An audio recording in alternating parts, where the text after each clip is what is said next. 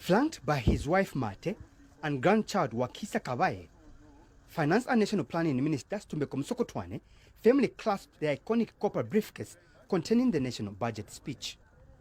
With measured steps, Dr. Mutotwe ascended the grand concrete staircase of the National Assembly. In his address, the Finance Minister said the proposed national budget was pegged at 253 billion kwacha, a 36 billion kwacha increase from the 217 billion kwacha for 2025. I propose to spend a total of 253.1 billion kwacha, or 27% of GDP. This will be financed from domestic revenues of 206.5 billion. In other words, almost 82% of the budget will be financed by our own efforts. Madam Speaker, grants from cooperating partners will be 12.1 billion, or 4.8% of the total budget, and the balance of 34.5 billion, or 3.7% of GDP, will be financed through domestic and external borrowing. Dr. Mutotwe says the budget is anchored on key macroeconomic objectives designed to sustain growth and restore stability. A, attain real GDP growth rate of 6.4%.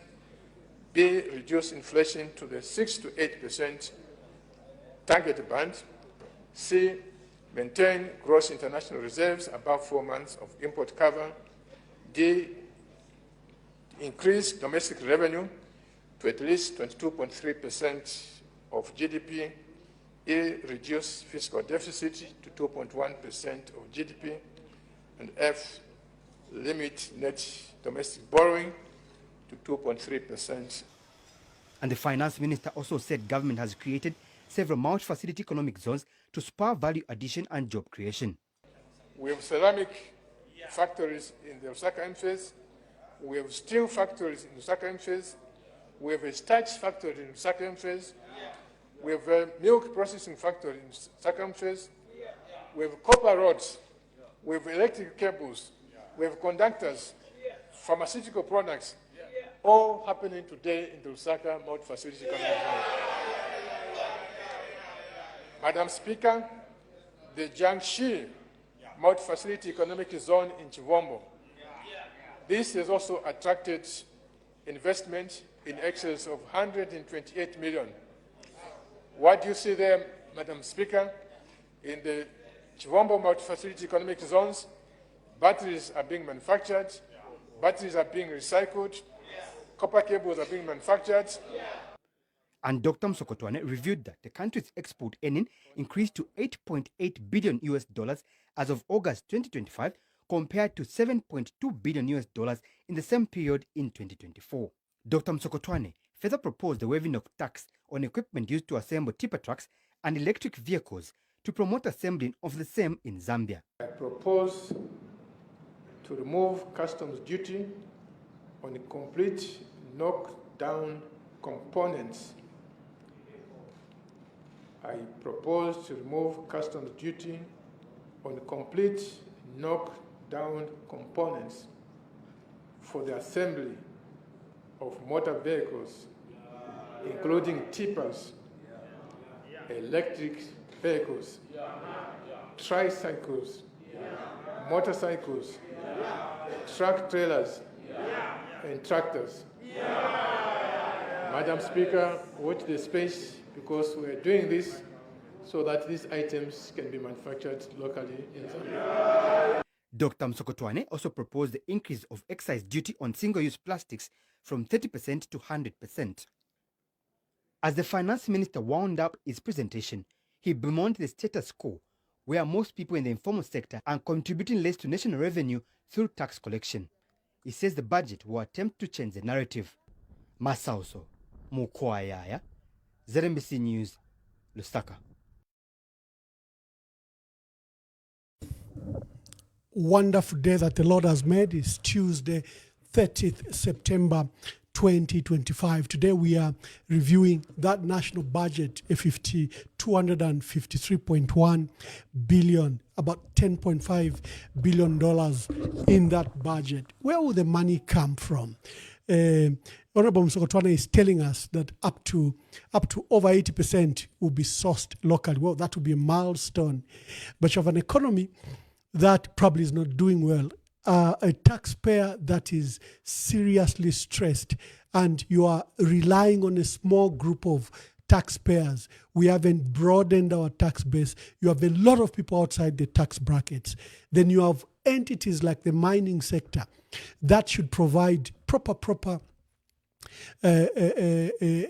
contribution to our national budget, and their contribution is minimal. Sometimes even other sectors and subsectors provide more money to our national budget than a sector that provides up to 70 to 80% of our national exports every year. And this is a $7-8 billion sector. But what's its contribution to our national budget, to our GDP every year? And these are some of the matters we'll be discussing. I'm privileged to host my dear brother Lunte MP and former Minister of Transport and Communication and a vibrant Member of Parliament, Honorable Mutotwe Kafwaya. He has been on this platform and is back today to specifically speak to the national budget. Let me just bring him on.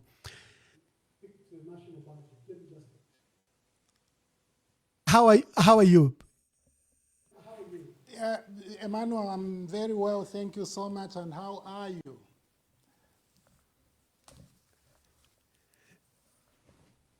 Honorable Mutotwe Kafwaya, how are you? Yes, sir. I can hear you very clearly. I'm very well. Oh, nice. I'm very well, thank you so much. And how are you? No, we're very well. We're very well. And welcome back to this debate. Good day. Good day and good evening, depending on where you are watching us from. Yeah, the issue of the budget, the national budget. Before we get to there are two matters that I want to bring to your attention, and I think of great concern to Zambia. Today there was an incident.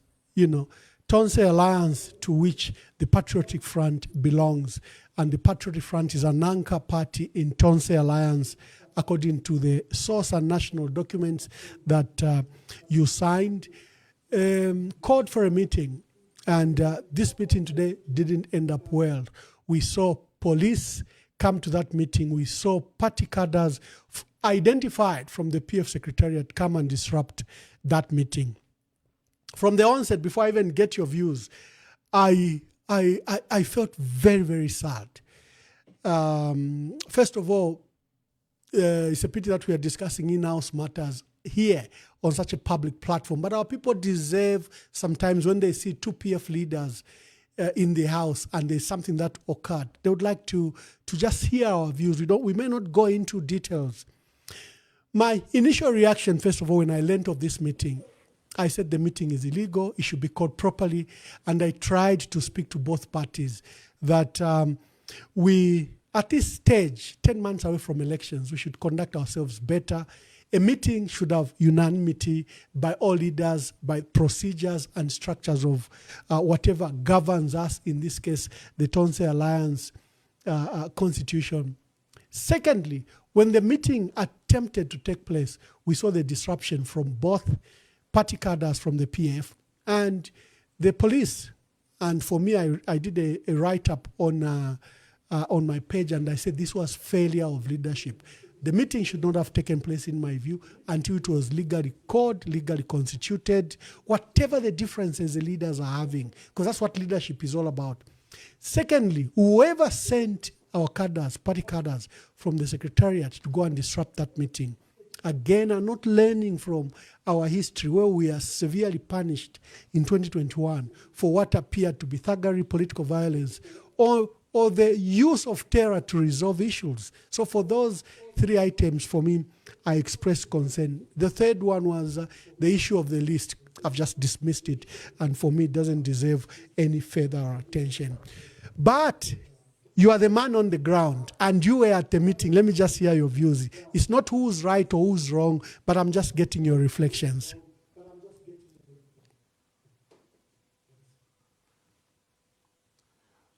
Okay, so thank you so much. Although the network is pretty bad, some reason I've not been able to pick everything that you've had to submit regarding the incident that took place today.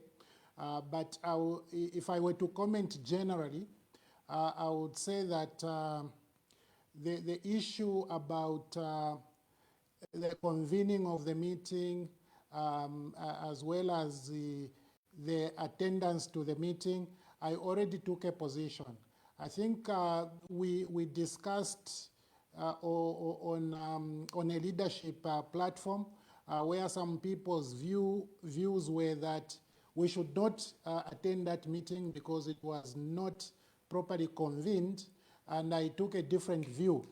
My view was that we needed to attend that meeting in order to resolve the leadership issues, even as they pertain to convening of meetings and chairing of meetings.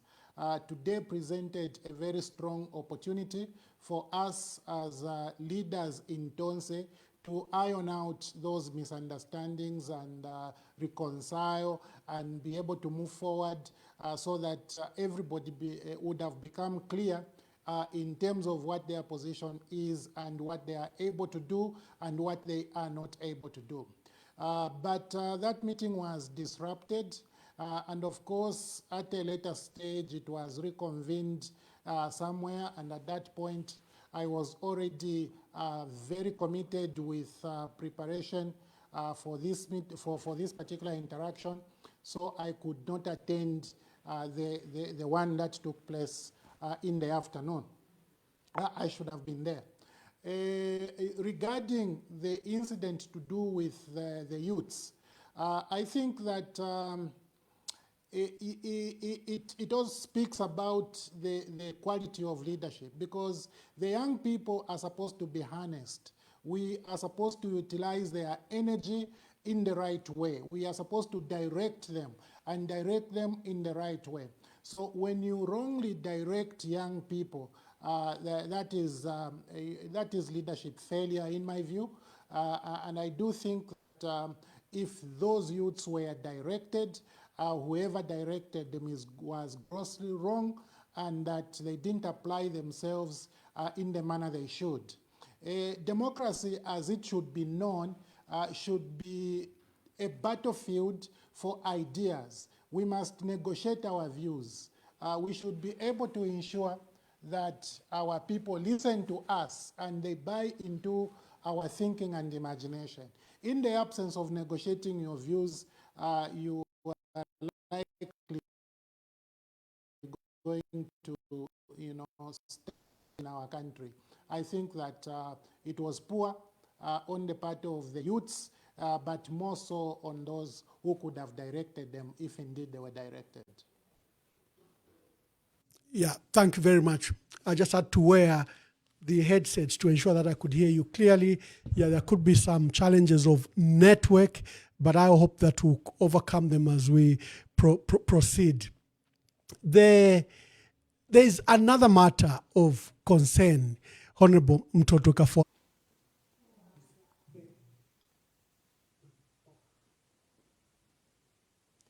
Okay, for some reason I can hardly hear you. I don't know if you are able to hear me.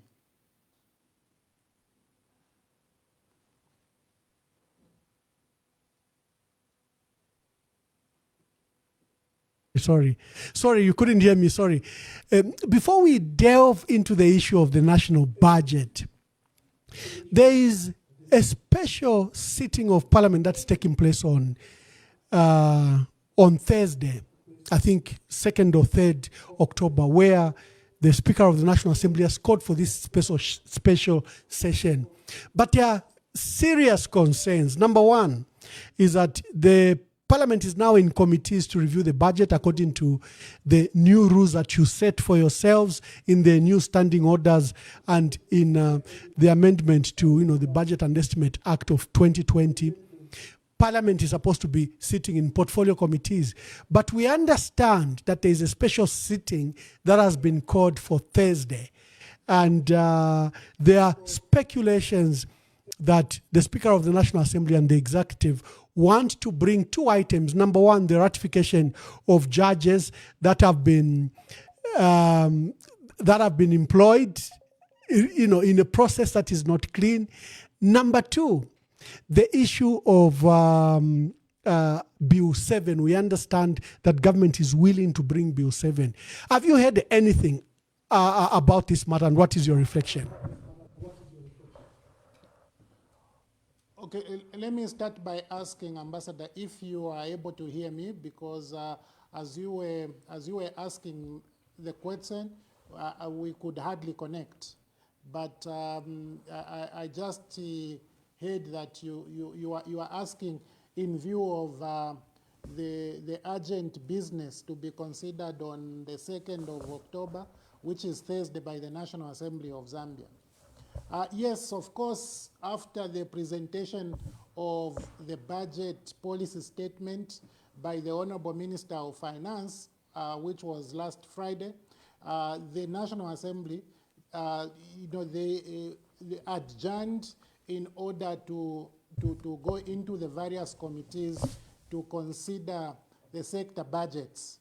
Now, the Speaker did announce that the House should reconvene on the 2nd of October, which is on Thursday, to consider urgent business. And immediately the Speaker made that announcement. I tried to apply my imagination, and I was saying there's absolutely no way urgent business can be predetermined. Because for the Speaker to say last week that there is going to be urgent business next week, then it was clear that the Speaker knew the business which was coming. And so that was totally an agenda item. And in my view, that business is not it. It is something that has been pre-planned, pre-choreographed, and that what we're going to have is the will of the UPND government coming to the National Assembly of Zambia, and not the will of the people. But let me just comment briefly about Bill 7, which have been informed is part of the business that may be considered on the 2nd of October, which is Thursday, day after tomorrow. Bill 7 is already in the National Assembly of Zambia. It has already gone through the first reading, and it was referred to a committee. And then the Constitutional Court declared the process that was undertaken to come up with Bill 7 as unconstitutional.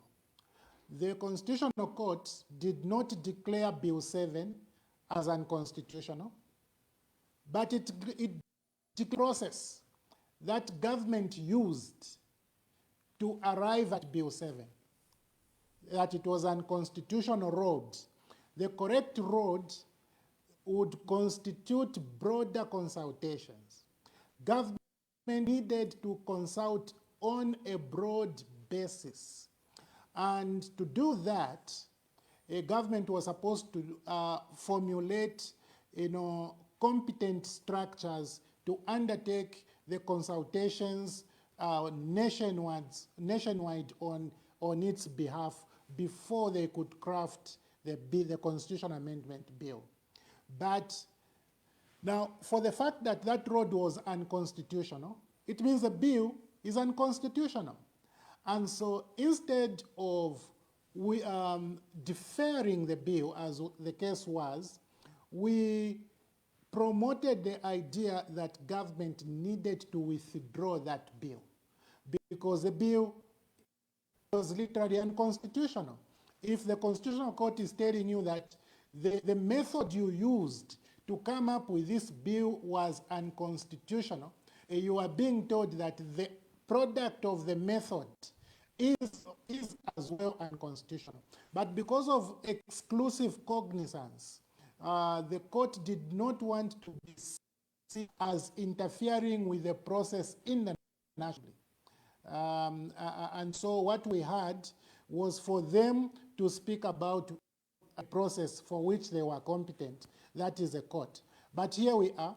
UPND government is going to bring back that bill to the National Assembly of Zambia, and I think it's going to constitute that urgent business. And the Zambians should ask some questions. This is a bill that was widely condemned by the ordinary people, condemned by civil society, condemned by a number of members of parliament, including myself, condemned by lawyers, condemned by professional bodies, condemned by the church. But it is coming back to the assembly. What is the consultation that UPND has done? Just a few days ago, they gathered chiefs at Mulungushi International Conference Center, and from what we know, they never even discussed Bill 7, but I hear one chief raised the resolutions after the meeting had finished, and he tried to communicate that they resolved to support delimitation. This is a delimitation is going to affect the budget as has been laid on the table by the minister. Because as you know, delimitation entails more expenditure to governance structures. And you already have a budget which has not provided for that delimitation. But on the other hand, you are pushing for Bill 7, which will bring about delimitation and other that you are calling proportional representation, without making a financial provision. So already the UPND government is saying they have no intentions of achieving the objectives of the current budget. This current budget is rhetoric, it is just a campaign, and there's little in it, as we'll be able to discover when we go into it in detail.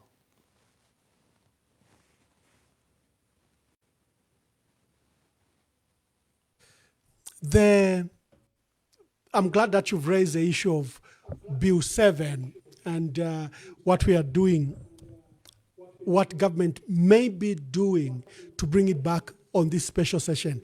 All eyes should be on this special session on Thursday.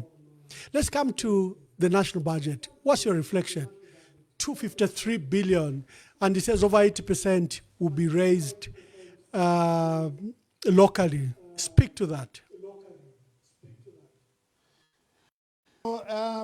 Ambassador Mwamba, thank you so much. I think it may be right for me to make comments on the budget because, as you know, this is where my training lies. This is where my experience lies.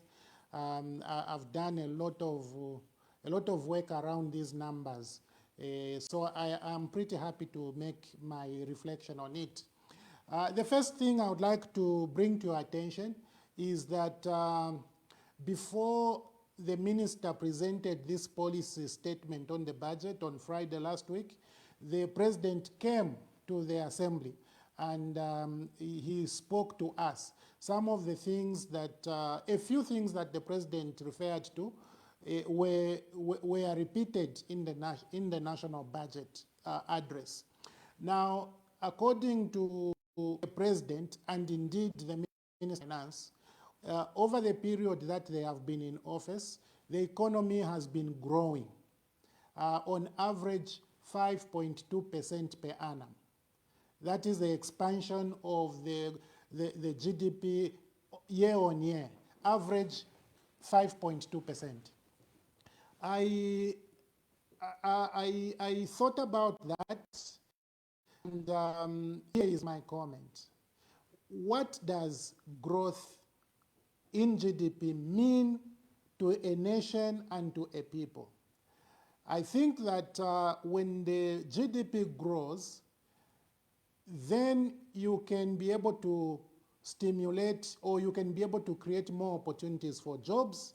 You are able to create more opportunities for business, and the welfare of the people is improved. That is what I expect out of the growth. Now, if your growth has been decent for the past 4 years, and in fact you expect it to grow by over 6% in 2026, why is there so much suffering in our country? Why is there so much joblessness? Why are there no business opportunities? And the budget, this budget, Ambassador, is clear about these things I'm talking about. This was the budget address that the minister read.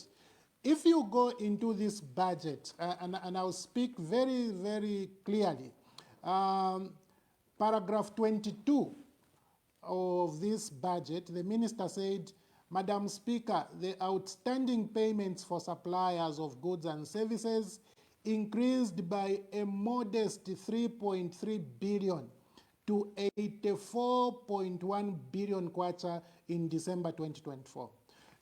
What this means is that we have 84.1 billion kwacha worth of services, products and services that businesses have rendered to government and government has failed to pay. So government is holding this money for the businesses for our country. Now, if you go to, to the expenditure by function by government, in 2026, this is a 2026 budget, government is planning to dismantle arrears. These are the arrears. You remember you have 84.1 billion kwacha, and your plan to dismantle in 2026 is just 4.6 billion. Now, what does this mean, and what should it mean to anybody listening? It means government has received goods and services from people worth 84.1 billion. And in their plan, they sat in cabinet to plan that out of this 84.1 billion, we are going only to pay 4.6 billion. What are you telling those businessmen and women who supplied to government? You are saying that if you borrowed to render your services to us as government, we don't care. Your collateral will be foreclosed. If you used the only house you have as collateral to borrow, we don't care, that house may be taken away and you go to renting. If you use the only car you may have, we don't care, that car will be taken away, and after that your children will be walking to school and you also be getting on minibuses going to work. If your small business is going to collapse, we don't care about your employees, let them lose jobs. This is what government is literally saying. And if this is what government is saying, then that growth of 5.2 per annum or on an average, what is it doing to this economy? It's doing completely nothing. But what you're going to hear is that the UPNG supporters will go straight to talk about the 40 million kwacha CDF per constituency, which translates to how much? 6.2 billion for the whole country in 2026. Now, this 6.2 billion, I can assure you it is less than the difference between 84.1 billion and the 4.6 billion. And that should worry people. You remember, Ambassador, the last time we had the conversation, I was saying UPND has mastered this art of misleading people. Because for them, what matters are small numbers, small numbers. The big significant issues will never be talked about. Nobody in the UPND will bring about these arrears because they are embarrassing. They show that there is no vision, there is no support for the people, no support for businesses, and they won't talk about it. But instead, they will be talking about the CDF, which is just 6.2 billion.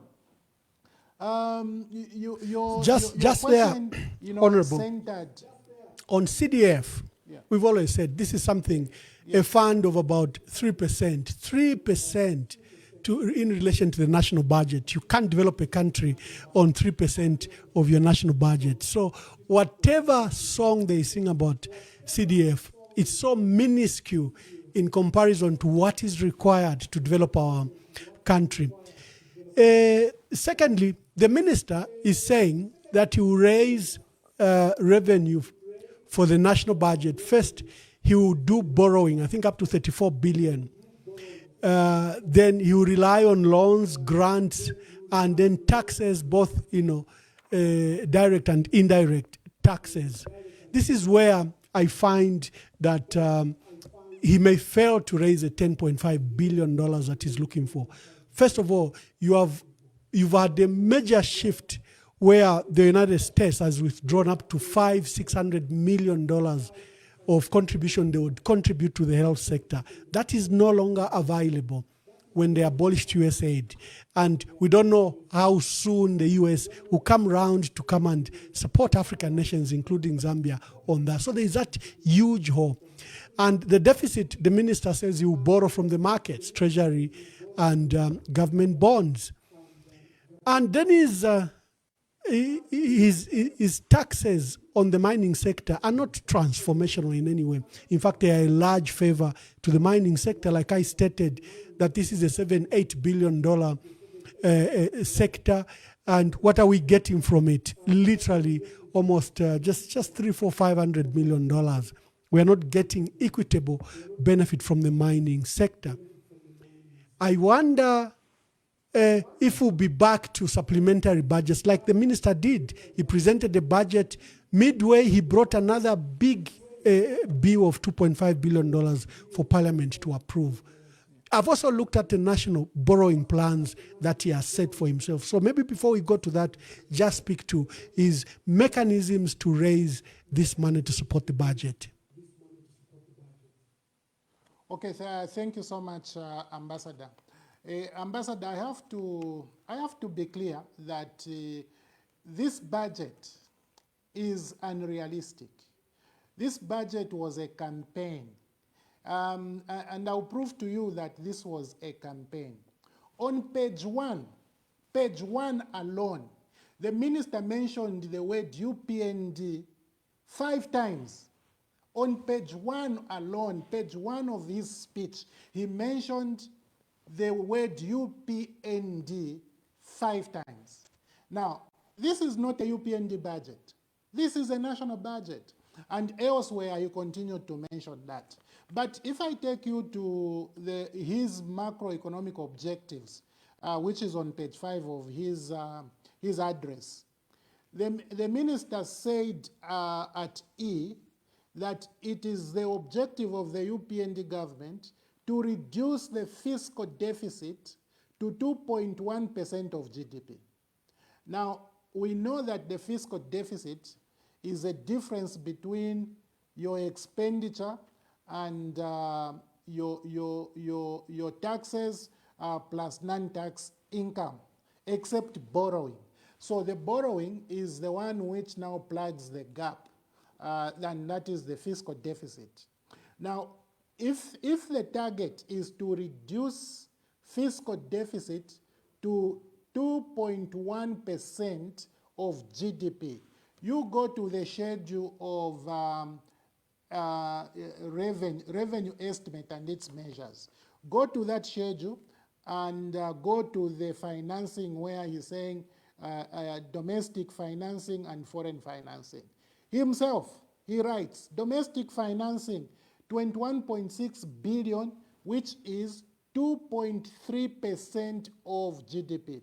And then foreign financing, 12.9 billion, which is 1.4% of GDP. Now, 2.3 plus 1.4 is 3.7%. Now, if you are planning to borrow 3.7%, why should you have a target of 2.1%?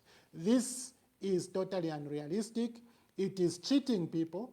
It is, you want to tell people that our targets are so good, but yet your own plan in the same book is showing a different figure, a higher fiscal deficit plan.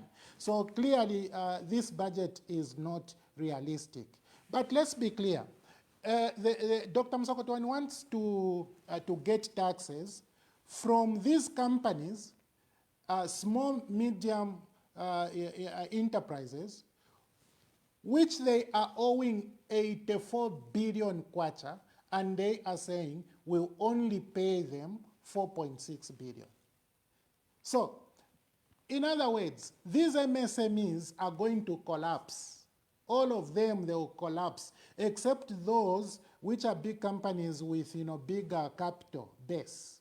But for the small companies, startups, those which are just expanding, they will collapse. And when they collapse, then you have fewer companies from where you get the taxes. And you're going to find that your tax revenue, income tax, what is his target there? Tax revenue is 165.7 billion. He won't be able to raise this.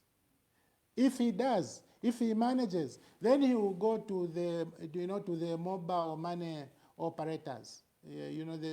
These people who are transacting in mobile money. He is going to go to the very, very poor people who are barely surviving, who are doing, the things that should be the least to look at. Because formalized businesses, which gave business to government is not going to pay them anything.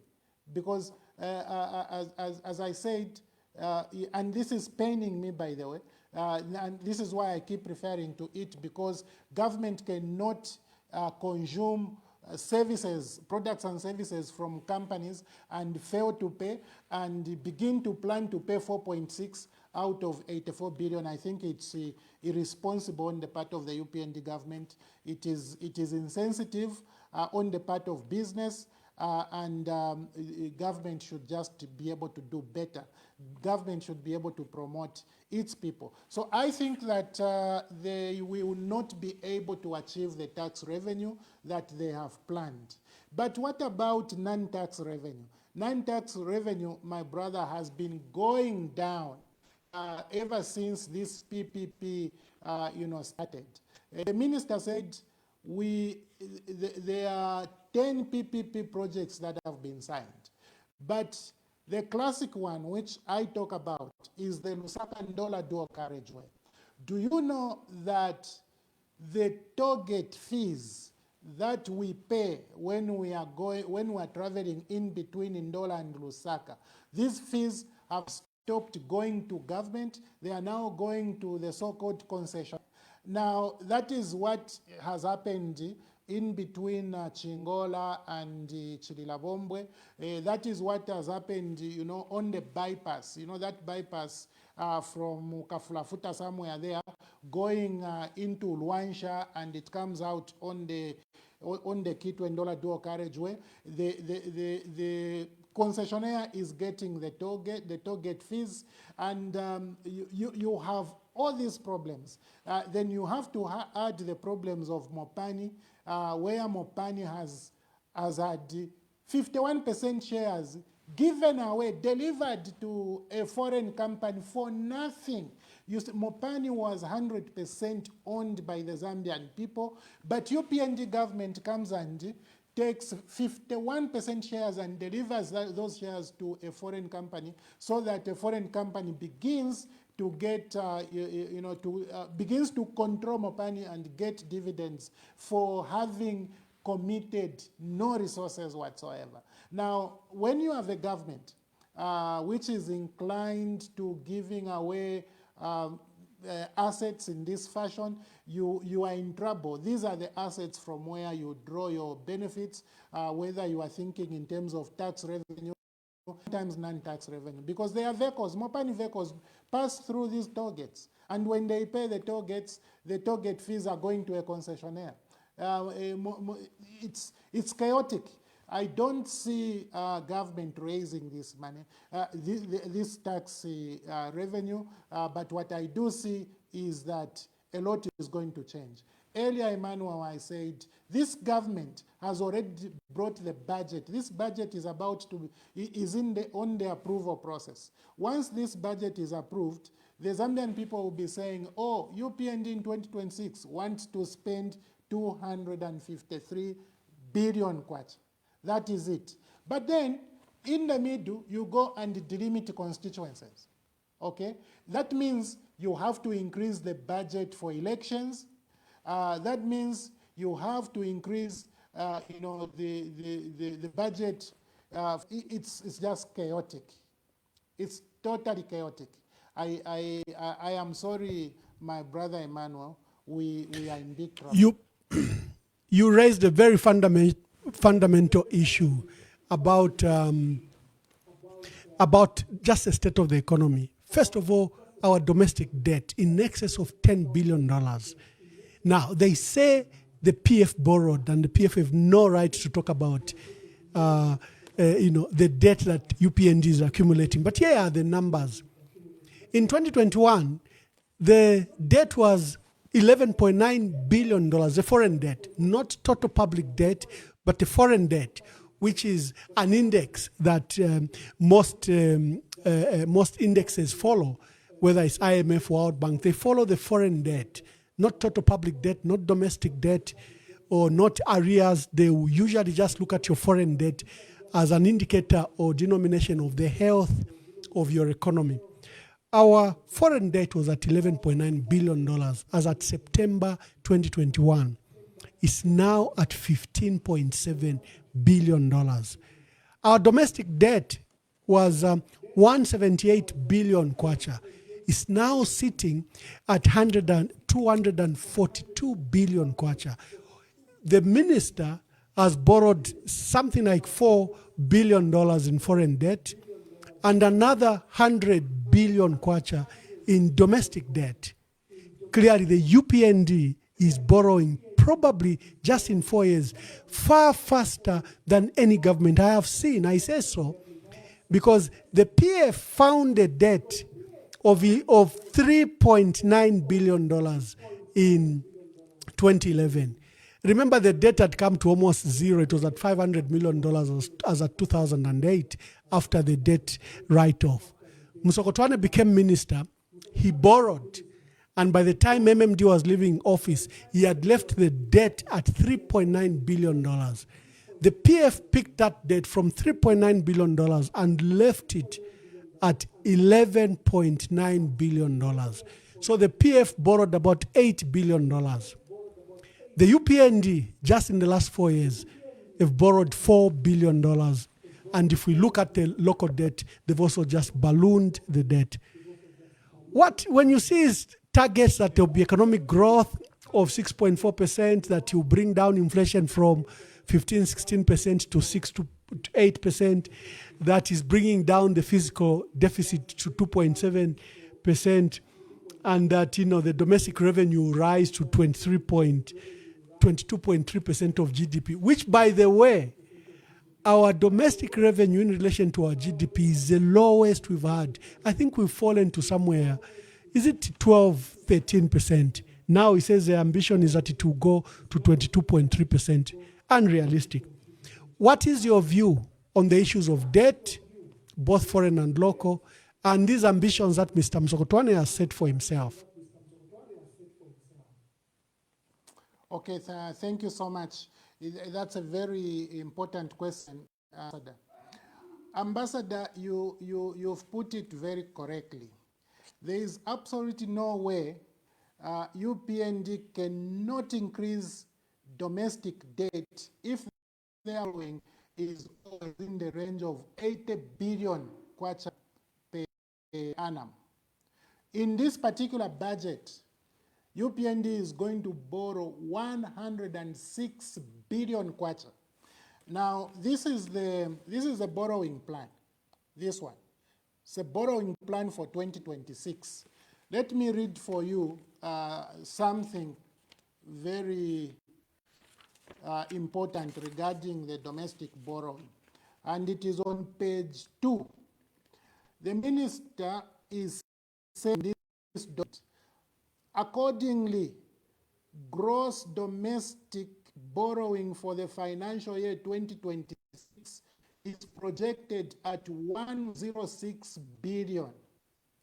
Of this amount, 21.62 billion will go towards financing part of the 2026 budget deficit, with the remaining 84.38 billion being utilized to refinance domestic debt maturities. Now, the minister is saying he's going to borrow 106 billion. And when he borrows the 106 billion, 84.38 billion is going to be used to refinance maturities. In other words, those loans which are going to expire, he is going to pay them back, interest and loans. That is refinancing maturities. Those loans which are coming to a close in 2026, he's going to use this same borrowing to repay them, to refinance them. And the difference between what he's going to borrow and the 84 billion that he will use for refinancing is what is going to support other programs in the budget. But when you go to the budget, Dr. Mutotwe is reporting that he's only borrowing locally 21.6. This is misleading, actually immoral. What he's going to borrow is 106.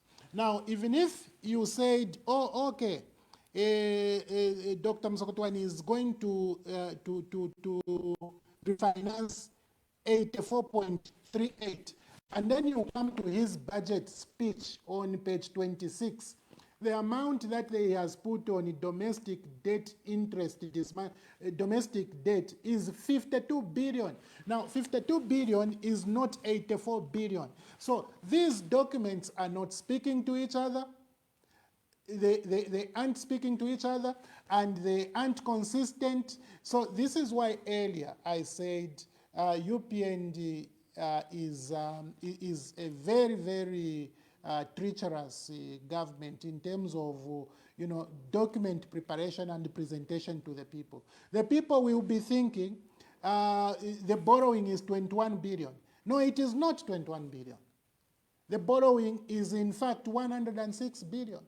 So if you borrow such quantums, and the other year they borrowed 84, the other year they had borrowed 80 billion, how can you fail to raise these amounts to these alarming figures of 242 billion? It is very easy for UPND to do that. And in fact, UPND has been able to do that in the 4 years. But you see, because of this smooth talking, they make it impossible for people like you and me to be proud of our debt record.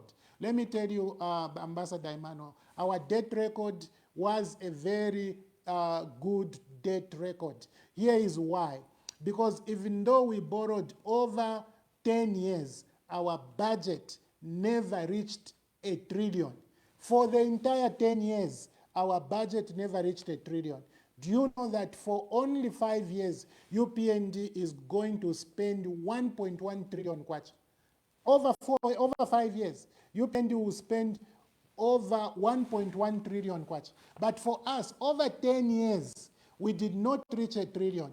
As a matter of fact, if I said, let me compare just the 5 years, in 5 years, we only spent 507 billion kwacha. But in this expenditure of 507 billion, this is where all the borrowing is, all of those things, and there is no PPP. But for UPND, they are spending 1.1 trillion without any significant in fact, project. Honorable Mutotwe Kafwaya. This is very important. in fact, Honorable Emmanuel, Mutotwe Kafwaya, very this, important. this brings me to a critical issue.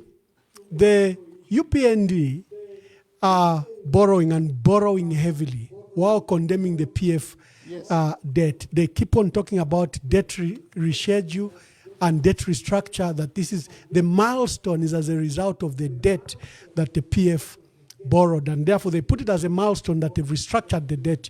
Of course, you and I know that they're saying they've restructured up to 90% of the debt. They have not.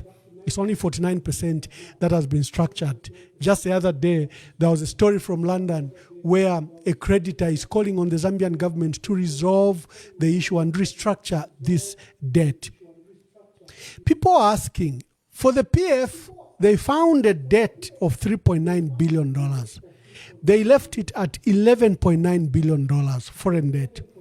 But we say they built schools, they built hospitals, they built roads, they built bridges, they did international airports, they did dams, they did hydro projects such as the Kafwaya Gorge. People are asking, where is the billions the UPND is borrowing going? Please speak to that. I think it is a very confusing lot that if you have a government that's borrowing at such a faster rate, but the billions can be seen. Let me take an example of the IMF debt. The IMF debt is $1.5 billion. It's been disbursed, I think $1.7 billion. They have another request of $5 billion, which they're looking for. Where is that money? The World Bank gave them $750 million, the highest they've given to any government or country in one single year. In 2022, the World Bank disbursed $750 million. And these are concessional loans. Where is that money? Where are all these borrowings? $4.5 billion. Where has it gone? Then you are not paying your local debt, but you are borrowing more. Where is the money going? Very important question that, Emmanuel. And in fact, as I was saying, I was also complaining about the amount of money that UPND is going to spend in 5 years. That is over 1.1 trillion kwacha.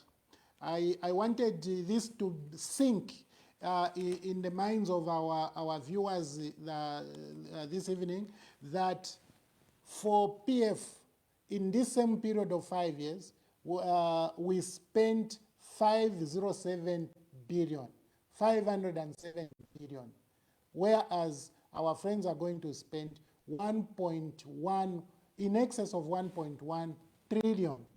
But as you put it, Emmanuel, hospitals, roads and all this, infrastructure, airports, telecommunication towers, and data centers, and all of these things, including the Mongo Kalabo Road, which is literally a bridge throughout. That road is literally a bridge. If you've been to Mongo. But you see, for people who are not very familiar with Western Province, they'll end there. The road that, goes to Sioma also from Mongo, it's just like the Mongo Kalabo Road. It also goes, across the Zambezi River. So you have this infrastructure that was, constructed within this 107. So for the UPND, show us what investments you have made in this particular expenditure of 1.1 trillion. The UPND be able to show you anything. What they will show you are CDF projects. They will run to CDF projects. As you were asking that question, I was looking for my notes where I documented the achievements that UPND has scored in CDF, as was highlighted by the Minister of Finance as he delivered this budget speech. Now, I have not been able to find it. I could have read them out to you. What the minister did is that he highlighted the achievements for the entire 4 years in this particular budget. Now, you are preparing a budget for only 1 year, which is 2026. Why are you highlighting achievements for the entire period? it is campaign. It is campaign. But as we say, you are highlighting achievements of 3% of your budget. Show us the achievements in the 97% of your budget. Your budget has been expanded, beyond what anybody could ever expect. And you have overtaxed people, and then there's a lot of illicit financial flows. Do you know, Ambassador, that the minister could not even make any reference to illicit financial flows? And I have to tell you, here, as we stand here in 2025, the Financial Intelligence Center has already reported a $3.5 billion of illicit financial flows. That one is equivalent to the amount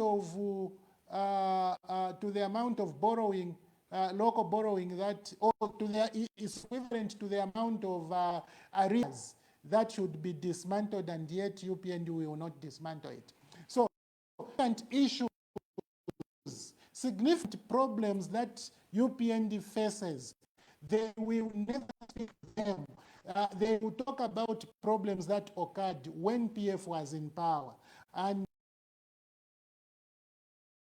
those problems can be dwarfed by just a single problem of UPND. This is the financial flows I'm talking about, Emmanuel, when we were in power.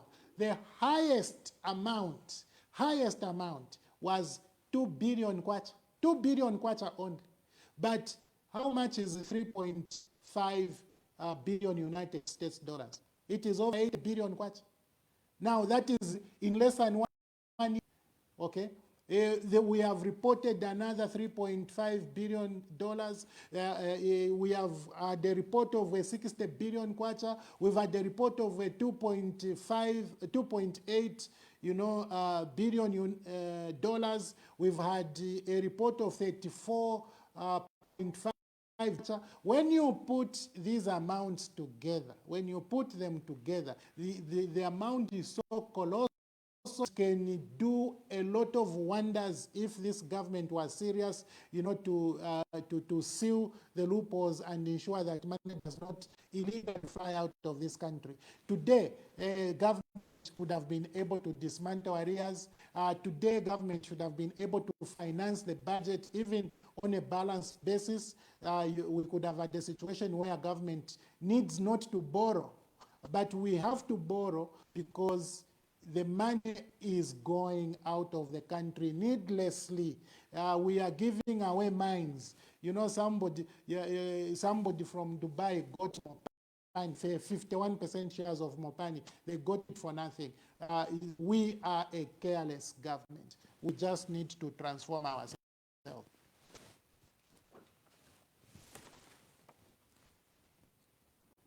Wonderful, wonderful. Dear viewers, today we are discussing the case of the national budget presented by the Minister of Finance, Honorable Dr. Stumbeko Mutotwe. He proposes to spend 253.1 billion in 2025-2026 national budget.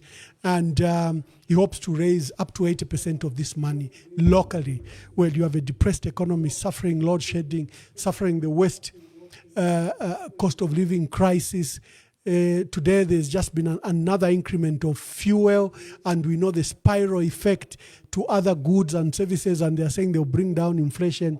Clearly, with those indicators, it doesn't seem like they'll bring down inflation. You can join us and call. I'm hosting Honorable Mutotwe Kafwaya. He's Member of Parliament for Lunte. Lunte in Mporokoso, but it's near more in Luwingu than it is more in Mporokoso. And he's a former Minister of Transport and Communication. He's an accountant, auditor by profession, so he's very good at these numbers and understanding and dissecting the matters. Join us in the debate. Make a call. What is your question to Honorable Mutotwe Kafwaya? What are your views about the national budget? So the lines will be open just now, and we want to hear your views. I'm also aware of the electricity problems that Zambia is facing. But despite the problems that we have with the supply of electricity in Zambia, you still supply us with electricity. Again, you would have said, we cannot sacrifice our power when we have shortage. But you still give us. Katima Mlilo town, where I come from here, is supplied with power from Zambia. When you have a power outage here, we also have power outage. But that's the brotherhood we are talking about, the neighborhood we're talking about. And we should only be grateful and continue to exist in this manner. You spoke also about the Bals-Bendola-Lumbumbashi corridor. I want to tell Your Honor that that corridor was developed during our time. I was Permanent Secretary of Works and Transport, and my counterpart here was Judge Sichinga, Dominic. The power issue, I think, is huge here. And colleagues, we continue to share everything. The issue of power, SC, you know, when you are in a country like mine, when we have passed through a lot of load shedding, people say, oh, so you see, they are selling power to Namibia. This is a town in Namibia, very close to Zambia. We are talking of one-stop border, for example. And if you have one town with blackout, then how do you do 24-hour? But we must answer one nation. One nation, one people. One Zambia?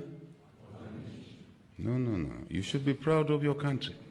I noticed that the National Anthem was being sung here and some chiefs were seated. Please, we must respect our country. We must be proud of our country.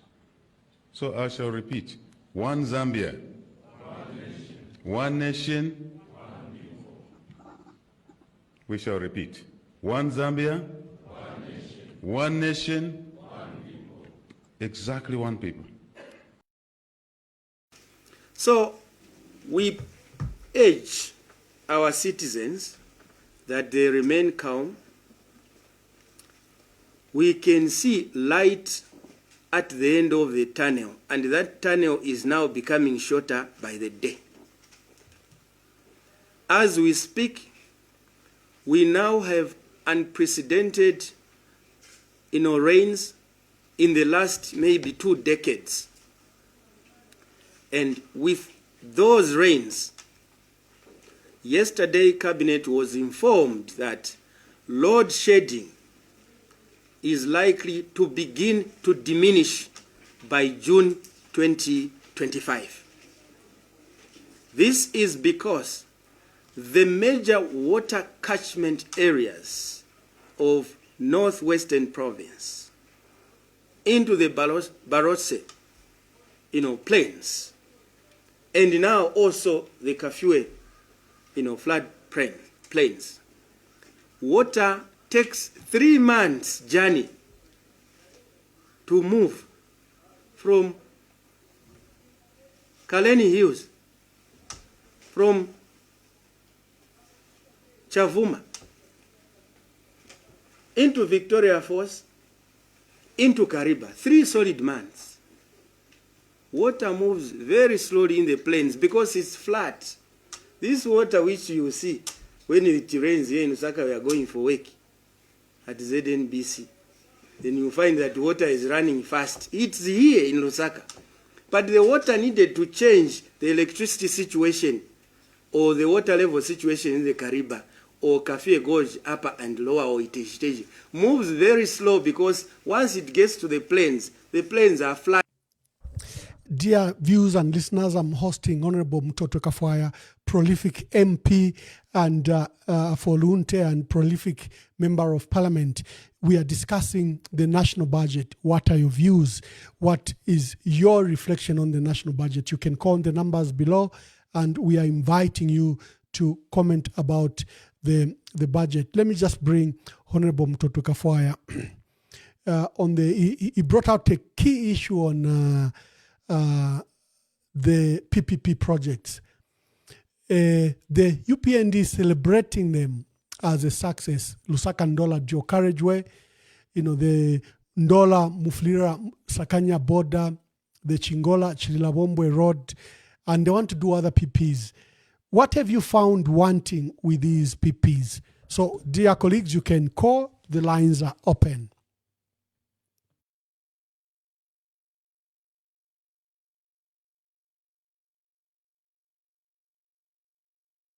I find this PPP as a very bad example of governing a nation. First and foremost, a public-private partnership, as I understand it, is a project where government invites a private partner who has resources to come and construct an asset and then grant that private partner period to recoup their investment and some profit before that asset can revert to government. But here is the point.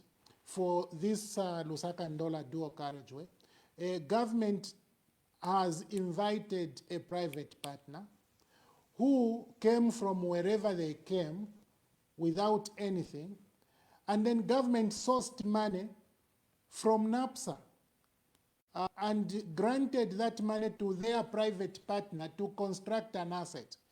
Now, NAPSA is a government entity. Even though that money is not on the national budget, that money is sitting on NAPSA. Those are people's contributions, and NAPSA is 100% a government entity. Therefore, this is a public-public partnership because the financier is a public entity. The road should be for government.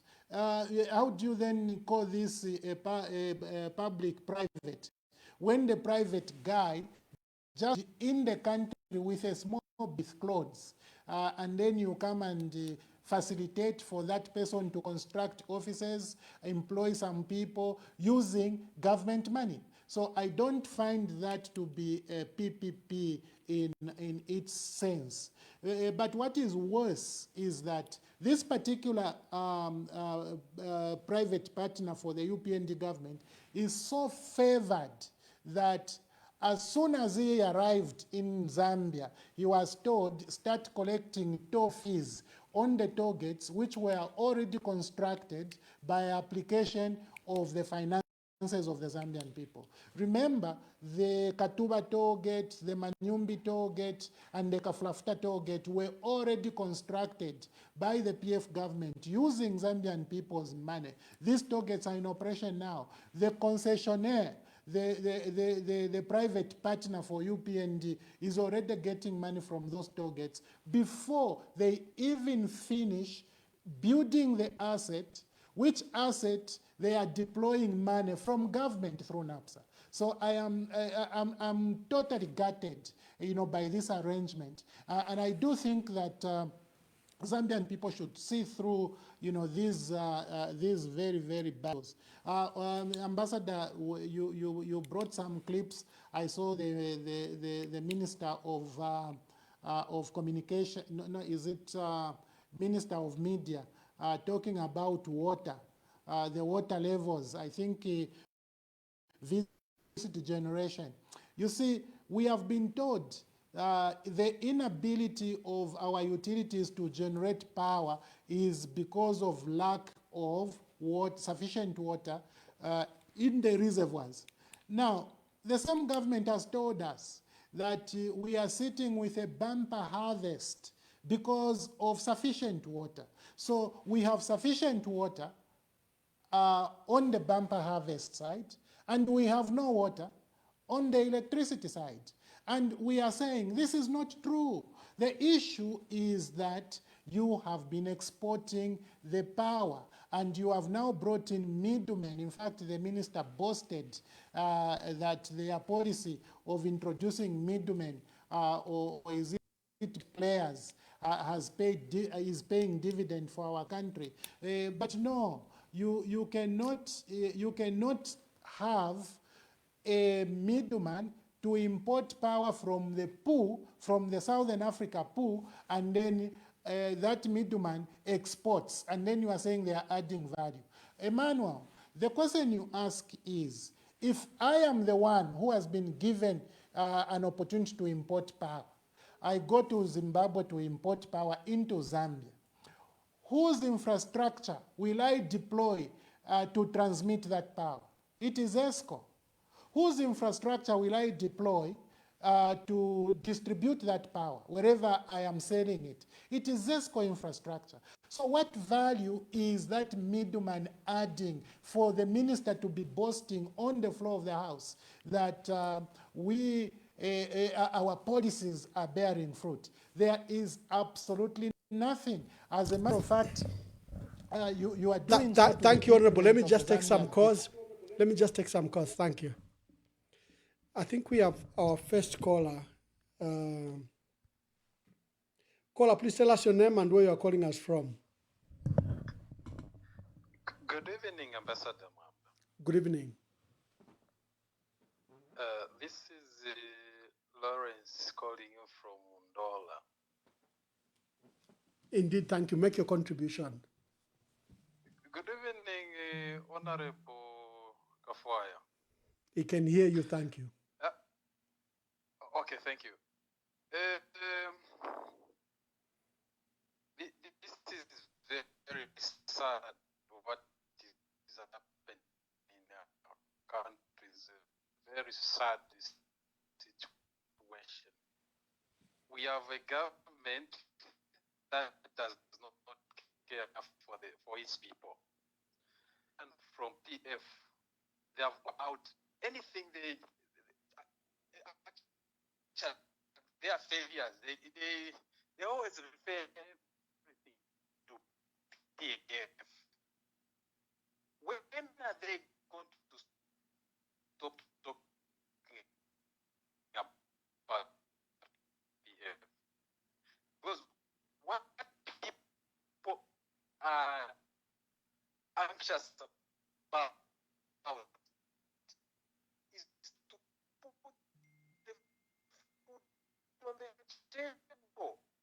They always want to pay PF back. They think that Zambians are gullible. They just want to blindfold Zambians to paint PF black, and yet what they are doing is exactly what used to happen in PF. Especially where capitalism is concerned. This is very sad, and especially about the borrowing. You know, what I've seen, especially the Minister of Finance that we have right now, is incompetent. He's being called doctor, but what I see myself, the man is incompetent. Look at what happened when he took over from Magan. He's the one who borrowed from that figure 500 somewhere there to 3 point something billion. And right now he's still borrowing and painting PF black as the party that has borrowed. Anyway, this is very sad, and this is a very bad situation that we are in. And I'm urging the PF Thank you. Our leadership. brother, the line is cutting. Let's take some more calls. He can call back. Hello, caller. Please tell us your name and where you are calling us from. Good evening. Thank you, Ambassador Mwamba. My name is Uncle Jay. I'm calling you from the USA. Good evening, Honorable Kafwaya. Thank you very much for giving me an opportunity to contribute to this great program. Well, Honorable Kafwaya has actually highlighted a lot of issues, which are actually a failure on the part of this government. First of all, the very PP that he was talking about, that is actually grand corruption on the part of government. But unfortunately, we are living in a country where, the law is no longer at work. And as Zambians, we are just watching from a distance, seeing our country being shredded in this manner. Corruption is not just, the giving out of money or money exchanging hands. It has to do with policy, decisions being made, documents being signed. And this is what has been happening with this government. The kind of corruption that is being perpetrated by this government is nothing by far compared to the corruption that they used to talk about in PF. Theirs is grand corruption, white collar corruption. And it's sad. This is why, if you've observed, this is where we are as a country in terms of development. We cannot have electricity when we boast of a lot of water bodies, in our country. We cannot have, electricity, even when we actually have resources that are able to establish for solar plants. And you have a leader that stands up and says water, takes longer to move from one destination to another. It is so, I don't know how I can just describe this government, it's a sad thing. And those that still have hope in this government, the only, name or how I can best describe such a people is that you are mad. Any person to have hope in this government is actually next to madness, because there is no way that we are actually seeing the things that this government has done and hope that there will be redemption at the end of the day. No, to say 2 + 2 is going to be 4. So if they are stealing in the name of PPP and expect development, you are crazy. You must be crazy. Let us vote these guys out. Meanwhile, their grandmaster has gone to attend the Freemasonry conference in Scotland. And this is not a joke. And Christians must understand that we are being presided over by a devil worshipper. And this is real and this is serious for the country. Let me end by that. Thank you. Thank you very much. Yeah, let me take some more calls. I can see there are a lot of calls. Please call in. I can see there are a lot of calls. Just let me take the other calls, Honorable, before we let you answer.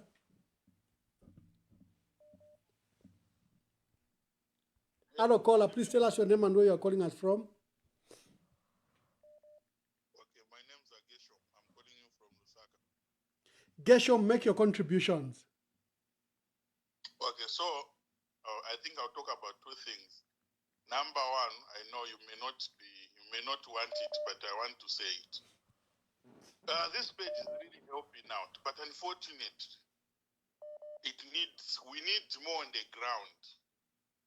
I'll talk about ourselves first. PF, Ambassador Mwamba, a very learned person. You can agree with me that the pace at which we are moving on, we may not even have a candidate to fill in so that we implement our ideas. Number one, there is a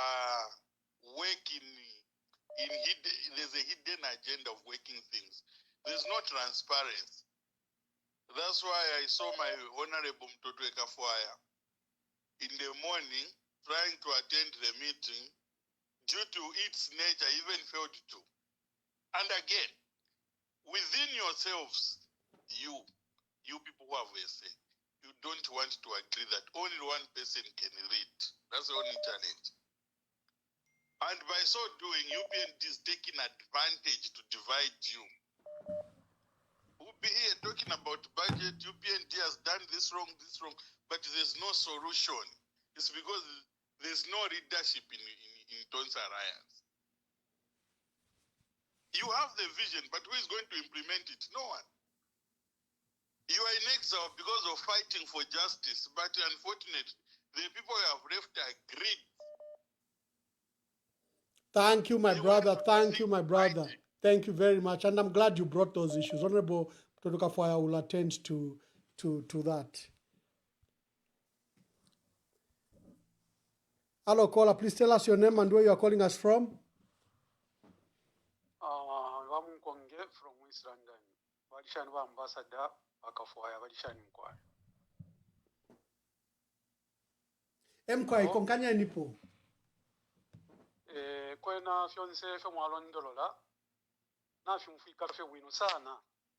Nomba nini mkwate okulira. Wanti fi mulelondolola fyonse file fwaye kwa nishi. Na tubule chipani tu achivika mmabuko yesu. Nomba nini ndeshako. Ukwipshako kulingana na mano ya ndi suggestion. Ba Kafwaya ba member of parliament aba PF mwe bali munganda ya mafunde. Ushe ni state mwa iseshako pantu yonse ndo mfo fyako bati ba secretary general ba ya kukoti pamuna ndo akupokelera ichipani. Nomba kulingana nga mwema members of parliament mwe bali mo munchende ni state mwa ambira mwa sta organize ama what chairmen mwa balanga wachita su uyu bachavinga first mwafunya maboko ya ntungurushi mwafivika nomba kuli interest of the party because constituency yenilimbina ikwatama wa chairman abali 20 anaanza constituency mwapanga ipepala mwabalanga ofe benga chita Simon ama wa chairman pakwe batilimbi bamya ufako kupoka ila party na bena baingisha umulandu kukoti ukuchira okulalolera fe ntungurusha toba shani na bayako please bomfeni kwa resources yenu wike na mwa chairman panshi mubara ngofo benga sta graph paper no kuyashitira chavinga Simon interest of the party then mura munchende mu constituency umushaba ama members of parliament kwa ama well wishers abenga funya kandarama monse fe Zambia yonse mupokea ali ama names ama wa chairman bashite Simon chavinga kwimya na yana mukoti party iwerere maboko yenu roleshe nyamano mwakwata ayo yakankala ayo yarefo ko yambye okubomba chipani chiri mu minwe ero mulero ndoro era abantu kwe bati foto arawerera po ifwe roleshe budget ibapangire roleshe nyofo bachitire emigoti ni chipani chesu chiri mu minwe please kabyeni ku bantu bamitule since bare mishitikisha sana ku buteko lomba kabyeni ku bantu ama wa chairman babikeni pamo bashitire bachavinga Simon bapoke chipani kompelele mkwani. Thank you very much. Let me take some more calls.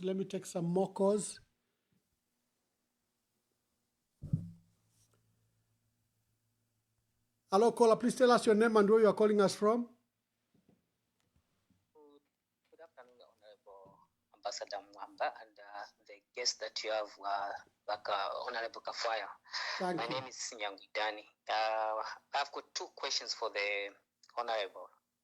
Number one, I'll look at the leadership crisis that we have today. What solutions that are on the ground that we can see a united front? Because there is no time now. The more we are going to entangle ourselves into leadership crisis, whatever problems that the Zambian people are going through, it will give an upper hand to the other people who are in government.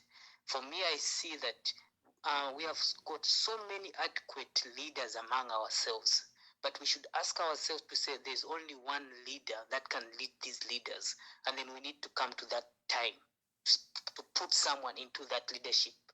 Second is, I like what the previous caller said. Our government, they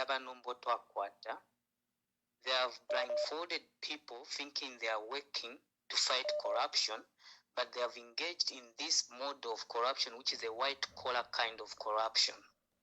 And for me, what saddened me is we are seeing it. We've seen it in the mines. We've seen it in this dual carriageway. But we are not seeing the people on the ground voicing it out to say, what can we do to stop this kind of corruption from happening? Because what I've noticed is we have got a government who always says, in PF they did this. But have we looked at what they are doing? You have said it in a dual carriage here, Kundola. That is the biggest scam that the country has ever gone through. Those toll gates were built using our taxpayers' money. And then today you allow a foreign entity to be collecting money on your behalf. This should come to an end. Thank you, Ambassador Mwamba, and we'll continue listening to your program. God bless you. Thank you very much. Thank you. Let me take Honorable Mutotwe Kafwaya. Let me take some, just maybe two more before we allow you to respond. Yeah, let me take. Hello, caller. Please tell us your name and where you are calling us from. Oh, it got cut, but let's just wait. I think let me take two more calls. The callers, at least I think, have been very attentive to our dear viewers. Make your phone call. We are live on Emmanuel Mwamba's profile, on Emmanuel Mwamba's page. We are live on YouTube. We are live on X. We are live then on Smart Eagles. We are live on other pages, Grindstone and other pages. Hello, caller. Please tell us your name and where you are calling from and what's your contribution.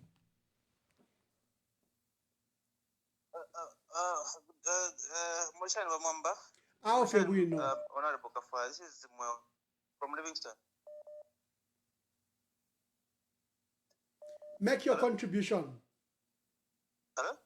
Make your contribution. Thank you. Thank you so much, Mwamba. What I want to talk about is leadership crisis. Especially what transpired today, where the meeting our short-term and others. And then not long time ago, provincial officials go at South Africa. So all those have brought in a lot of confusions. Now, what we want is to make progress so that the Zambians to get direction. But if this is going to continue, and I think it is very, very worrisome. Now, right now, we know the people that are causing problems. So that my question actually is going to the vice president of the party, who is the acting president, given Rubind. Why are they not disciplining our probably later confusion, more alliance than PF? Because our interest here, but if we have a power, no matter what happens, they are ready even in which definition to send the power. But why are they not being disciplined? That's the question. So okay, Wamua, thank you very much. Yeah, let's see if we can take the last call. We take the last call, then we go to Honorable Mutotwe Kafwaya to give us answers. Hello, caller. Please tell us your name and where you are calling us from. Good evening, Ambassador Mwamba. My name is Kefas Mwapemsonda, advocate for industrialization and national development, calling you from Kabwe Central Province. Thank you, my brother. Ba MP ba Mutotwe Kafwaya mlishani. Yoba leo mfwa. Kanawesa. Mwenfu mushandi. Inofo ndefo kulanda nifi. Ichalo cha Zambia from 1991 to asalilokwe that we become a democratic country where divergent views must be observed. Now, to the opposition, it's very disappointing that opposition ile moneka kwa chitailiko. When the current government presents the national budget, we hope to see an alternative budget that would come from the opposition. Because once an alternative budget is there, believe me, you ambassador, it will give the opposition to be doing the checks and balances the way they are supposed to be done. Now, even members of parliament, now we don't know if, like the way the budget was presented, it was presented in terms of CDF 156 constituencies at 40 million. Now, if the Bill 7 gets back to Parliament and it goes through, how are we going to make the adjustment in case in terms of the other more additional constituencies beginning September 2026 to December 2026. I really want to appeal to you that as much as we are talking about national development concerning CDF, I think CDF, to my side and on my own behalf, I am seeing certain decisions not being made by the local people, but decisions that are still made at central government, which I feel that the particular department or ministries like health, home affairs, they were supposed to be accounted according to their ministerial standing, because even if it comes under CDF, those assets are accounted through under home affairs in Yotukasha police. Now says health, they will be accounted under the Ministry of Health. So I don't know how we are collaborating and correlating the two. Thank you very much. Thank you very much. Honorable Mutotwe Kafwaya, I think you've heard the various concerns from our people. Maybe begin to attend, and I hope that you are jotting down questions and answers that are required. Yes, thank you so much, Ambassador. Ambassador, I would like to appreciate all the callers. I think this is how it should be.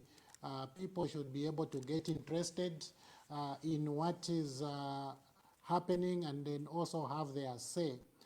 Even though for the first caller, I didn't quite pick what they were saying, I think on account of bad network. I picked a number of what the subsequent callers did put across. One of them thinks that what I have been able to establish through my reflections on the budget presentation, represents total failure, colossal failure on the part of the UPND government. This is also my view. I think that UPND has totally failed to deliver the promise for the Zambian people. Do you know, Ambassador, that in this budget, UPND has provided 500 million kwacha as electricity fund. Now, this to me means that UPND is going to import electricity in order to cushion the Zambian people in respect of the current crippling load shedding. Now, if UPND can import power in 2026 in order to cushion people, why have they failed to import power in 2025, in 2024, in 2023, and 2022 for the same purpose? My answer to that is that this is a campaign budget. And for the Zambian people, you'll be able to make your judgment after UPND has made this implementation. Somebody thinks that what is happening is grand corruption, and they think this is white-collar crime. But I actually think this is thuggery. Yeah, I think this is gangsterism. I actually don't see any sense in Zambians building targets and then you give it to somebody who has just arrived from somewhere you don't even know and say begin to collect targets. And this person, for that matter, has not even come with any money to come and construct an asset for you. Has come to get the money from your own institution within your country. I think that is gangsterism. It's total thuggery. I don't see that as white collar. I actually think that is the lowest, the lowest way of cheating people. This is sad, yes, I agree. Gershom also talked about, he talked about, what did he say, we may not have Oh yeah, he talks about the possibility that we may not even have a candidate in 2026 because of the disorganization. And in fact, another person, as towards the end, also raises apprehensions regarding this same issue of disorganization in the opposition. But let me assure you, Ambassador and our listeners, I think that we are very civil people. I think we are very civilized people. We know that once the PF elects its preferred leader, all of those who may not be elected will have an obligation to support the one that has been elected, because that is what it means to have the choice of the people. Ambassador, it happens in the wards, it happens in the constituencies, it happens even in local government, it happens at the presidential level. When there is a vacancy, people apply to fill their vacancy, that vacancy according to how they view themselves, to how they feel about their capabilities in terms of understanding these things and being able to deliver development for the people. So when you apply, it doesn't mean you are fighting. Let me be clear. For me, Emmanuel, Brian Munduvire is my brother. Emmanuel Mao Sampa is my brother. Dr. Chirufya is my brother. Monde is my brother. And I do think that if any one of these emerged winner, I will have no problem offering my support. So there is no conflict whatsoever. We are working together. It is just that as things stand, there is a vacancy, and that vacancy has to be filled, and this is why we decided to make the application. So about suing Chavinga using ward chairpersons. Listen, the one who is holding PF illegally is Mao Sampa. It is not Chavinga. In fact, Mao Sampa is sitting on a court judgment which declared him as the lawful president of the Patriotic Front Party. So Chavinga is doing all the illegal things he's doing, is making all the illegal proclamations he's making because he has the support of the UPND government. And so the UPND government system of accountability cannot force it on him because what he's doing is to the detriment of the Patriotic Front Party, which they are happy with. So clearly, suing Chavinga is a waste of time. What is required is a reconciliation between the late Edgar Lungu faction of the PF and the one which went with Mao Sampa, and this reconciliation has been in progress, and we have made tremendous progress. So I have to assure you, my friends, that we are all going to subordinate our egos, our ambitions to the greater good. None of us is going to sacrifice the country because of their ego, because of their ambition. And this will apply into Tonse. Tonse will survive. The problems that have occurred are problems that will be discussed, and we are all going to come to a common understanding and appreciation because the suffering of the people cannot, continue. So clearly, Ambassador, we are one and we will remain one, and we will support the Zambian people. Take some more calls for those that wish to, could have a burning question. This is an opportunity to ask your question before we begin to wind up. We're hosting Honorable Mutotwe Kafwaya, and we're reviewing the national budget and its implication. This is UPND's last budget. Is there anything they can change the trajectory? And that's my question to you, Honorable Mutotwe Kafwaya, as we are waiting for any other callers. Do you think this budget can change what they failed to achieve in the last 4 years?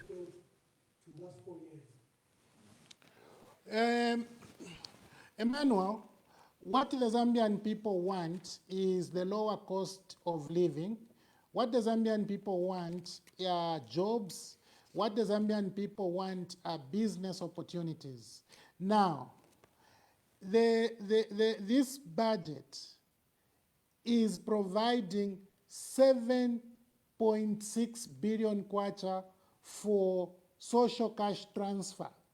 Now, 7.6 billion kwacha is more than CDF, okay? 7.6 billion kwacha is more than the amount that is going to economic empowerment, which is just 588 million. Now, if you look at this 7.6, what government is telling you is that they have got so many vulnerable people. They have created so much poverty, so much suffering, that they have to provide money more than CDF for social cash transfer. Should that give you hope in terms of whether this government is going to create jobs or not? I don't see the hope. I see a government which is drifting towards providing more social protection for the vulnerable because they are unable to provide meaningful jobs. Do you know, this is exactly what it means when this government provides cash for work. Can you believe that? You mobilize the UPND cadres and you tell them, you sweep the road for 5 days, and after you have swept for 5 days, we come and pay you 60 kwacha per day. Listen, this tells you that you are unable to provide decent jobs for those people, and therefore you have to use the application of taxpayers' money to motivate the people. So I don't see this budget doing anything in as far as creating jobs is concerned. I don't see that. But they are saying there's going to be PPPs. In fact, the minister said 10 PPPs have been signed. They are talking about farmer input support program. And perhaps let me end by answering your question on this point. You see, government is providing farmer input support program worth 9.1 billion kwacha. In other words, government is going to procure fertilizers and seed to distribute to farmers across the country for 9.1 billion kwacha. And then, once the people have used this 9 billion to grow crop, then government is going to buy the crop, strategic food reserve, for only 2.1 billion. Now, tell me what type of thinking this is, where you provide 9 billion for investment, and then once the farmers have produced, you provide less than half to buy the produce. What are you telling farmers? You are telling farmers that you don't expect them to have yield equivalent to the amount of investment, because otherwise the produce should have a higher value. The produce should be we should be talking about 15 provision for the purchase of produce from farmers. But government is saying, no, we only apply 2.1 billion. For me, my interpretation would be that this is why government actually ensures that people are just giving them a dime.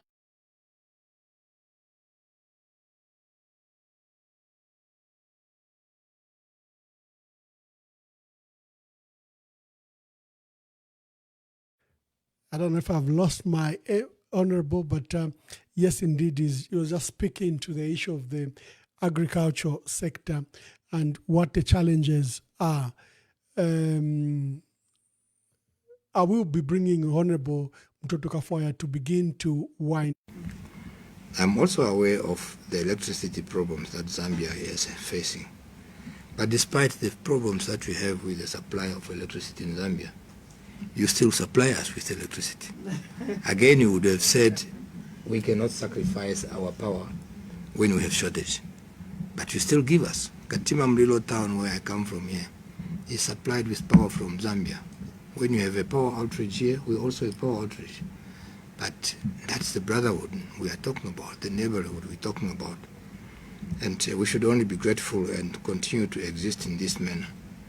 You spoke also about the Bals-Bendola-Lumbumbashi corridor. I want to tell Your Honor that that corridor was developed during our time. I was Permanent Secretary of Works and Transport, and my counterpart here was... We must answer one nation. One nation, one people. One Zambia? No. You should be proud of your country. I noticed that the National Anthem was being sung here and some chiefs were seated. Please, we must respect our country. We must be proud of our country. So I shall repeat, one Zambia, one nation, one people. We shall repeat, one Zambia, one nation, one people. Exactly one people. Honorable Mutotwe Kafwaya, when you saw that the president had gathered chiefs from the breadth and spread of our country, and he was making them sloganeering, I thought that was a bit indecent by the president. He should have respect for our chiefs. They can't be doing sloganeering, and they cannot be, reduced to that just a spectacle we saw. As we begin to wind down, I think give us your last remarks, but I want you to speak to the issue of load shedding. I saw in the budget they've provided solutions. Do you think the solutions will get out of this budget? I mean, this crisis that we have, the national energy crisis. To the Bill 7 remains, I think, a gathering matter of concern, and we'll see what happens on Thursday. Speak to those issues, then begin to give your last remarks. Okay. Thank you so much, Ambassador. Ambassador, this is the second time I'm appearing on this important platform of yours, for which I'm very, very grateful. I think to just comment briefly on load shedding, I think load shedding is going to continue. Because of the bad policies of the UPND government. The UPND government has introduced middlemen in ZESCO or in the power, the power trade, and this is very, very unfortunate. I also think that their focus on foreigners rather than their own people is also a critical issue, because UPND has been exporting power when there is insufficient power in our country. But exporting power will just tell you that this is exactly who UPND are as a political grouping. Remember, they were exporting mealie meal even when there was no mealie meal. They went to an extent of importing mealie meal from South Africa in order to export to the Congo, when in Zambia mealie meal was going to hit 500 kwacha per 25 kg bag.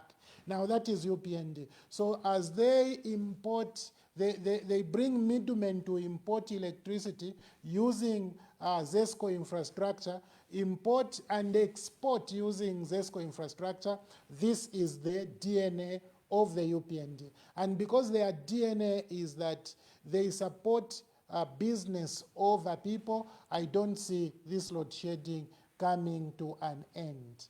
So clearly, even though they have provided 500 million in this budget, the policy is so bad. This policy of supporting capital over people is so bad that they won't be able to end this load shedding. So it's very unfortunate. Overall, I think that this budget has exposed UPND, because spending over 1.1 trillion in 5 years and having constructed no single major project is actually a scandal. It's a big, big scandal. UPND is exposed. And just one other thing I would like to say, the minister said that next year in 2026, they are going to start constructing the interconnector to the Eastern African community, so that we can also be able to import and export electricity from East Africa as and when there is need to either import or export. Now, in 2024, we provided in the borrowing plan an amount for this same interconnector. Nothing has been done. But that budget has been closed. The question you have to ask is that where has that borrowing gone? If they are only going to start constructing this next year in 2026.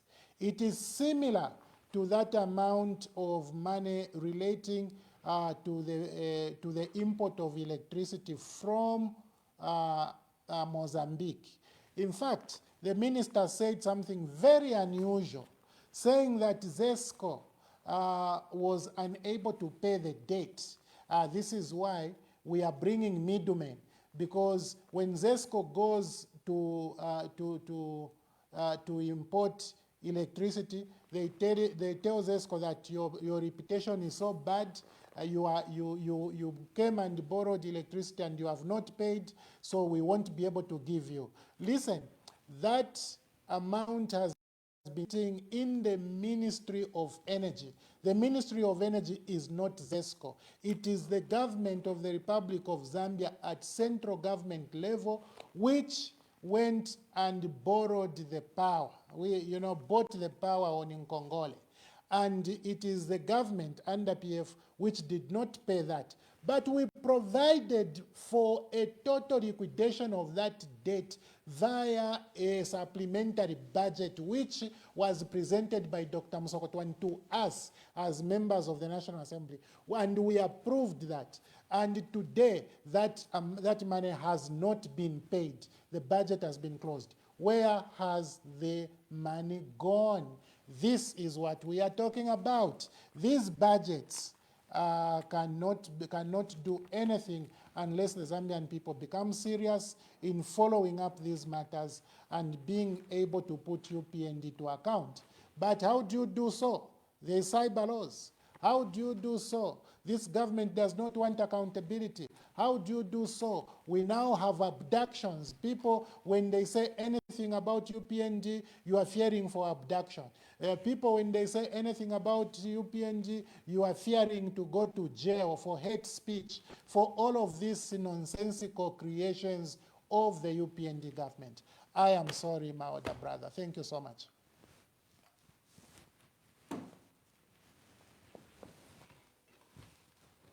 Appearance on the national budget, and I think you've given it a good analysis.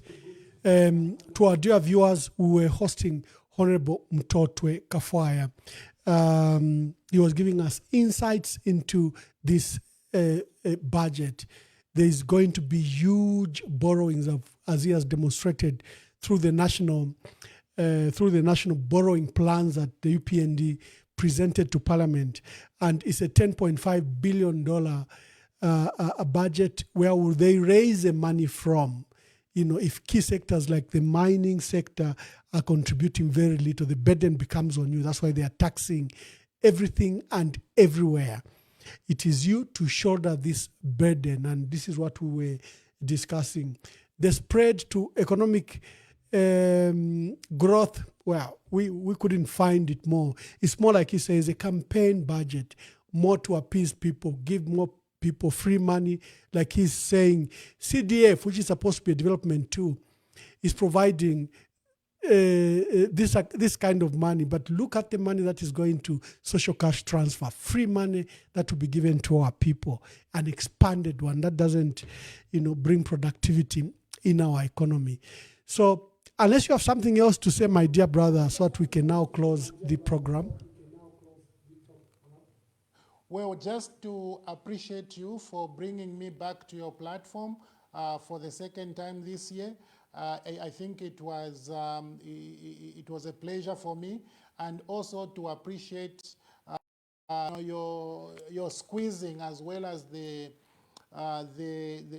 people who participated, but also even those who just listened in. Because why are we here? Is to share the information. So for all of you who took part in this, I just want to say thank you so much, and I salute to you. Thank you. People have a habit of calling at the last minute. Now more calls are coming. Sorry, callers. We have to end the program, and for those that called earlier, thank you very much for your contributions. Those that wrote text, but the ones calling now, you have to wait until we have another feedback, or you can go to any of our commentary on TikTok, on X, on Facebook, where this podcast was being broadcast, and make your contribution. You still can write. It's not too late. And many of them, I go there and answer the issues. We have a line and a cast that is coming up of many senior leaders that we've lined up, and just look forward to more of this. So God bless you. God bless our country. And shalom, shalom. I see people are saying, but you didn't comment about what happened in the PF today. No, we did comment. Those were our opening remarks. Honorable Mutotwe Kafwaya gave his remarks, and I gave my remarks. I think we attended to that matter, and we attended to it very, very well. So God bless you, and we'll see you. We have just look forward to the many guests that we've lined up. So see you then. I'm also aware of the electricity problems that Zambia is facing. But despite the problems that we have with the supply of electricity in Zambia, you still supply us with electricity. Again, you would have said, we cannot sacrifice our power when we have shortage. But you still give us. Katima Mlilo town, where I come from here, is supplied with power from Zambia. When you have a power outage,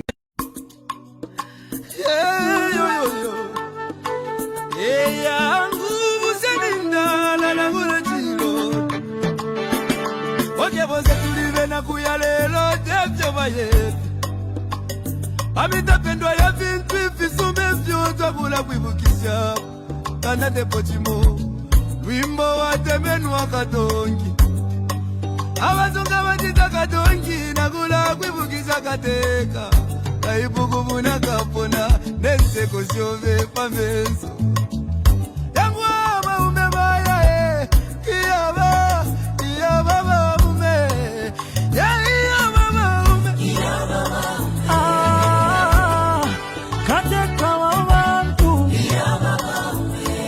Twakulila, lelo twakulila Shika kukonke milimo shove